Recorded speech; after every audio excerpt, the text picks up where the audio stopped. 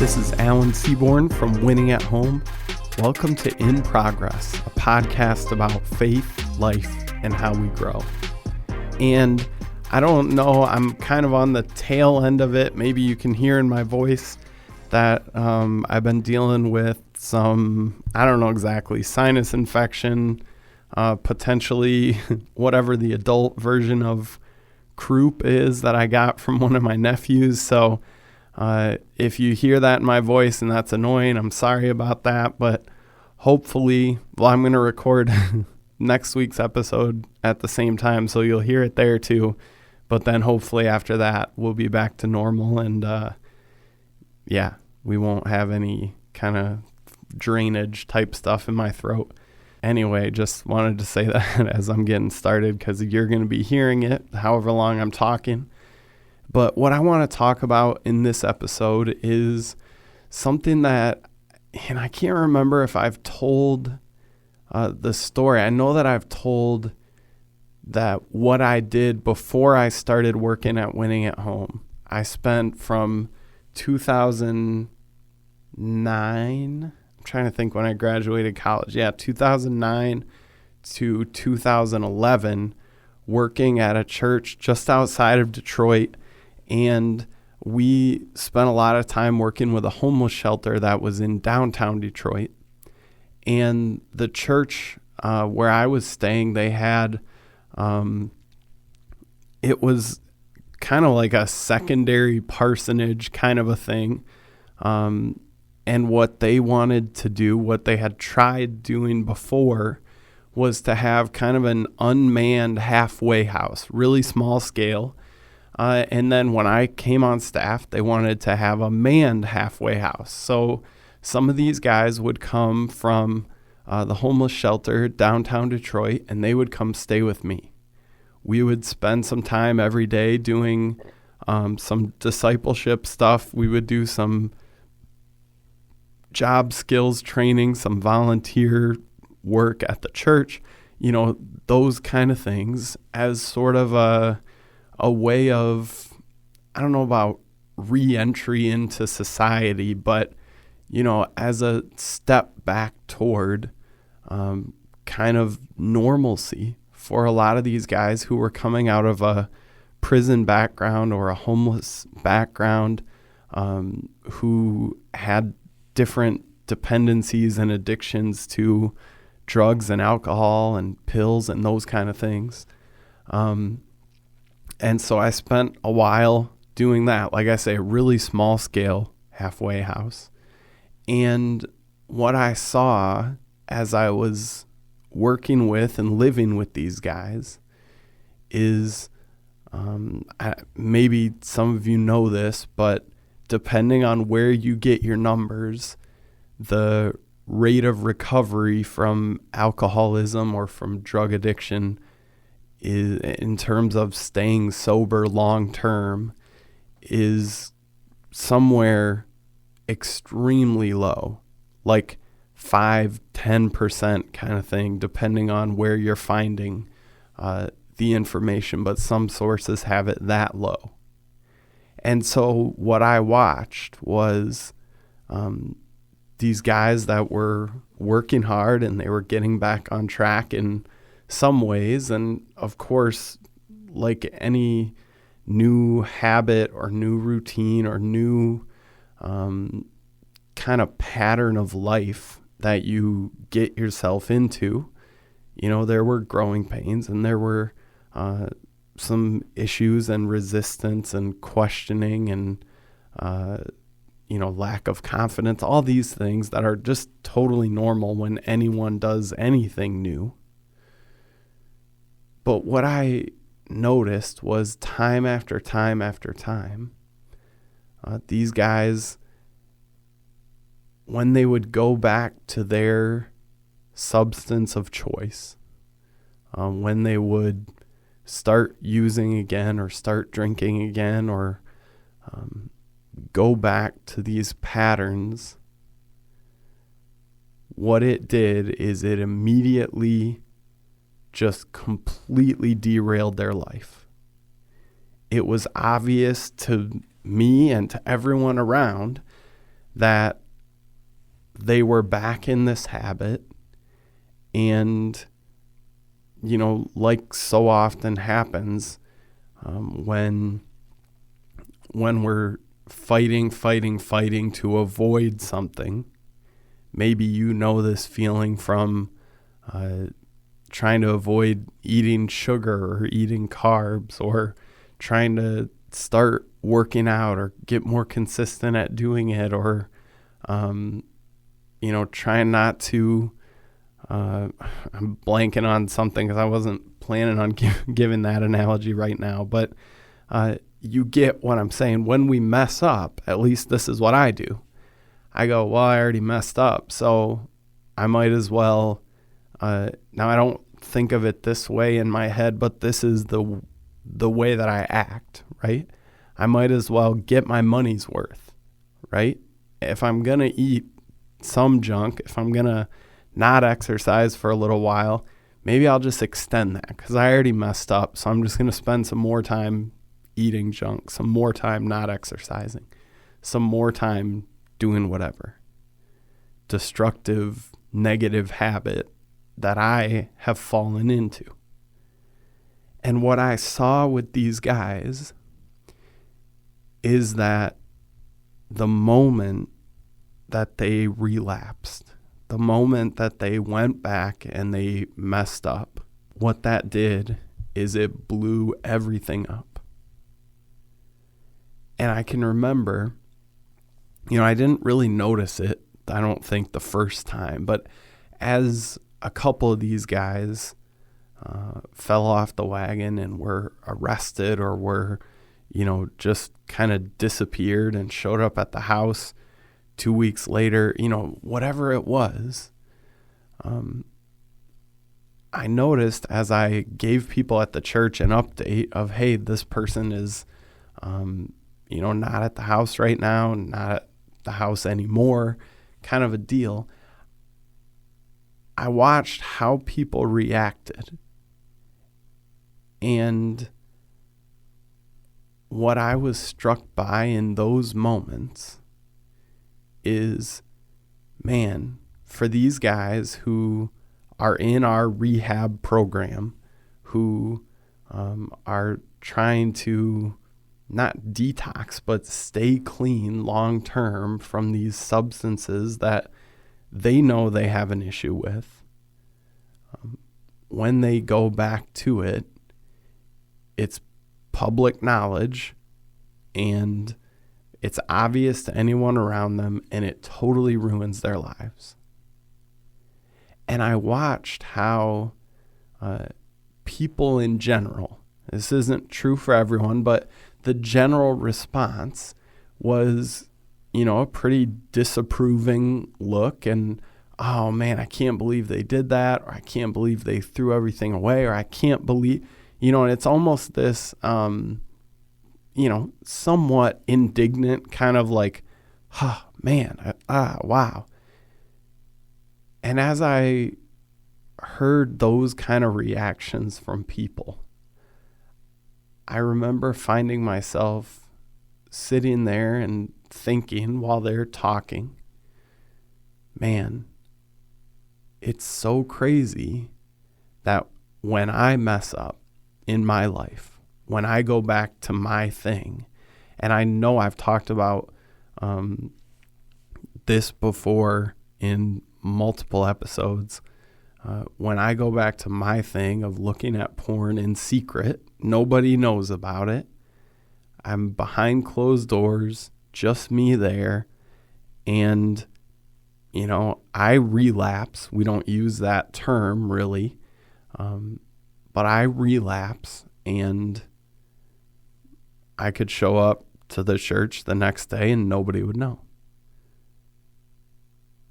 And I remember just being so struck by the difference there, by the gulf between what it looked like depending on your addiction that's specific to you, Some addictions, I don't know if they were socially acceptable, but they were socially hideable for sure. Maybe a little bit more acceptable too, to be honest. And so this idea has kind of been, bouncing around in my head for a while. It's been 2009. So yeah, it's been a decade ago that I started, a little bit over that even. That seems crazy. And so I tell you that to tell you the reason that I was so intrigued by something that I came across. There's a guy who is he's a researcher, a psychiatrist, an author. I hadn't heard of him before I came across this interview, but it's a guy, his name is Judson Brewer, and he does TED Talks, and he, like I said, he's written books, and he looks at addiction, he looks at habits, he looks at basically what motivates us to start or stop positive or negative habits and patterns and addictions. And I'm going to read just a brief little line that he has for his definition of addiction. Now, you might agree that you think this is, okay, that's a fair way to characterize addiction, or you might not. I share with you what I experienced as I was at this halfway house over by Detroit, because I want you to get my perspective on this, why this jumped out to me so much, and why, to me, this definition of addiction is really helpful and really powerful. And so he defines addiction as continued use despite adverse consequences. Continued use despite adverse or negative consequences. And when I heard that, I was immediately I came across this 2 weeks ago, 3 weeks ago, and I was immediately transported back to a decade ago and remembering what it felt like to have addiction defined in a way that didn't fully make sense to me, because it didn't encapsulate some of these other destructive, negative patterns and tendencies that I saw in my own life. And so I started thinking, if addiction is continued use despite adverse or negative consequences, that definitely contains kind of the things that we traditionally think about as things that people are addicted to. And so, it would contain the idea of drugs or alcohol or pills. It would contain maybe this one isn't as natural of a thing that we consider addictive behavior, but eating or drinking in excess, porn, video games, shopping, gambling. These are things that we have no problem describing someone, maybe ourselves, being addicted to. But if addiction really is continued use despite adverse consequences, it opens up the field a little bit, doesn't it? And it makes us realize that, there are some other things that I do that I never would have thought about as an addiction, because it's not really to a substance. It's not really to, I don't know about the word for it, not compulsive, but sort of a behavior that I just, I don't know. You get what I'm saying. I think I'm struggling to come up with the word for it, but I don't know. Anyway, so I say that, or try to say that, or don't say that, because I want to read through a list of, I don't know, what is it, maybe 15 different things that I thought through. Okay, what, and you're going to hear on a lot of this is probably going to be the things that I can relate to, right? That's why I came up with most of them. Not all of them, but most of them. And I want to read through if addiction is continued use despite adverse or negative consequences. What about this list? I wrote down control in general, our need to be in control. Overthinking or overanalyzing. Browsing our phone laying in bed. Being sedentary. Holding grudges. Constantly checking bank account balances. Doing things our own way without input from other people. Needing to have more and more and more information.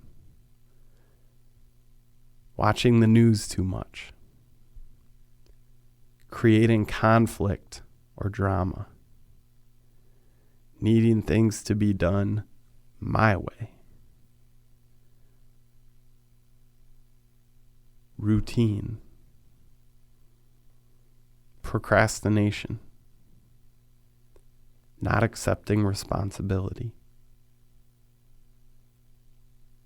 Now, like I say, pretty much any time I read through a list, this list is not even in the ballpark of being exhaustive.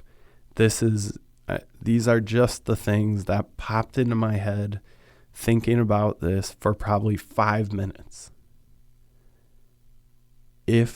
Now, whether or not you agree that it's fair to call something that's a continued use of some behavior, action, substance, whatever it is, if you don't feel comfortable describing continued use despite adverse consequences as addiction, if you feel there are other components and it has to be a substance, then take out the word addiction here and just think about this concept.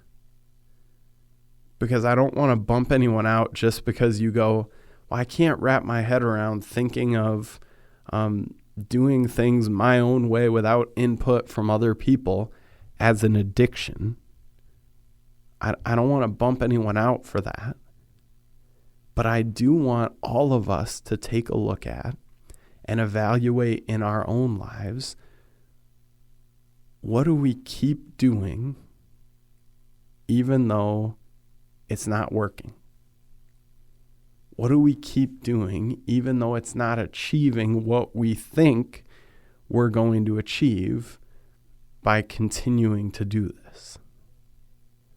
What are we doing that's harming us or other people or our relationship with God? What are we doing and continue to do that has those negative consequences? And then obviously the follow-up to that is, what are we going to do to change things? What are some ways that we can put some guardrails in place? Some ways that we can, in many ways, kind of protect ourselves from ourselves, and not put ourselves in position to fail. Because we know these patterns, we know these behaviors, we know these, whether they're things like the beginning of this list, the things that we really would want to make sure that we're only doing this stuff in secret, drugs, alcohol, pills, porn, online gambling, addictive level shopping, or some of the stuff that in many ways is a lot more socially acceptable.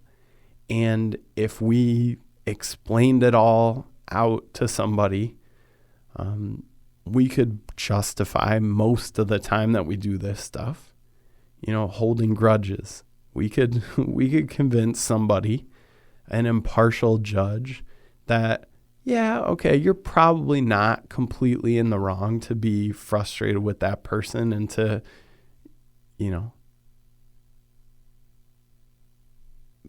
but I want to ask all of us, what are the things that we continue to do despite the pain that it's causing us, it's causing other people, it's causing God? And let's figure out a way to leave that stuff behind. Because, like I said, for me, the light switch really got flipped on when I read this simple definition, I heard it the first time. When I heard this simple definition for addiction: continued use despite adverse consequences. And it has right there built into that definition that it's illogical and irrational. And maybe for you, that's not a huge oh, wow, that's the red flag. But for me, the way that I try to orient my life, I convince myself that I make my decisions based on what's rational and what's logical. And then when I'm confronted with the reality that I don't, at least not all the time, because I've got some patterns, some tendencies, some behaviors that I continue to do, continue to use, even though it's hurting me. It's hurting Annalise. It's hurting other people. It's hurting my relationship with God. I'm confronted with the fact that that stuff's got to go. And my hope is that maybe hearing some of this stuff talked about in a different context, you experience the same challenge. That, even though it's just a definition of addiction, it's one guy's definition of addiction, right? It's probably going to be mine moving forward too. So it's two people at least definition of addiction. But it's my hope that as you rethink some things, as you notice some areas in life where you've been continuing to do or use or think or act or whatever, despite negative consequences, that you take a look and go, I'm going to leave some of that stuff behind. That's what I want to work to do. I've read, like I said, that list of those 15 not as obvious addiction kind of things. Some of those were me sharing my thing or my things that I want to take a look at and go, okay, I want to leave that behind. I don't want to keep doing these things that are hurting me and the people around me and my relationship with God. So if there's been something that's holding you back, something that you've been explaining away, something that you know isn't helpful, isn't positive, isn't helping you grow and love God and people more fully, it's time to leave that in the past. So I want you to join with me, because I'm needing to do that with some of these behaviors. Join with me and let's do it. Let's leave that stuff behind and let's move forward into healthier patterns.